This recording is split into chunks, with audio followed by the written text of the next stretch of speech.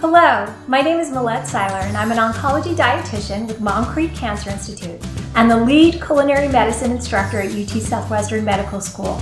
And I'm here today to share with you a few tips. The first being how to efficiently and quickly cut an onion. So let's get cutting. To begin, you want a very stable surface.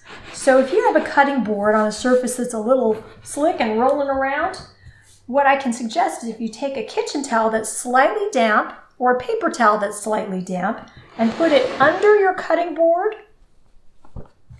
like so, it makes a much more stable surface. Let's show you how to chop that onion. Looking at an onion, we think about that same concept. See how it's round and it rolls around? We want, again, to get that to a flat surface as quickly as possible. So we want to make one cut. The first cut on an onion, you want to do a north-south cut. So you have, I call the north cut that grows up out of the ground, and the south cut is the core that grows down. So I'm going to cut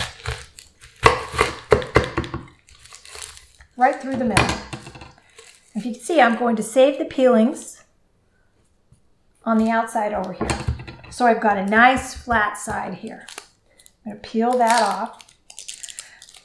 So at Mom Creek Cancer Institute and UT Southwestern, we recommend a Mediterranean pattern of eating. What does that look like? That's mostly plants, so about 3/4 of your plate should be from plant foods, and very little meat, and less dairy. So onions are plants, obviously, and part of the allium family. Other allium vegetables are garlic, chives, and leeks.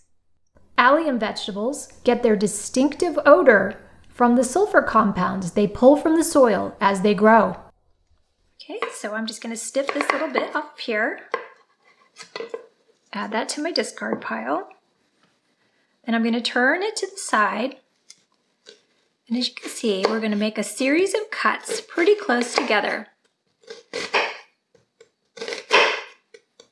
Now, I don't know if you can see, but I am not cutting all the way through.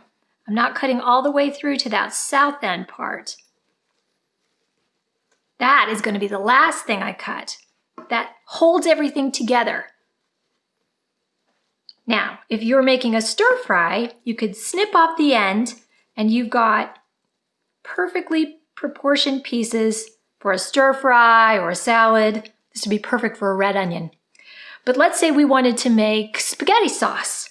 We want smaller pieces. We're going to turn it this way. Notice what I'm doing with my other hand.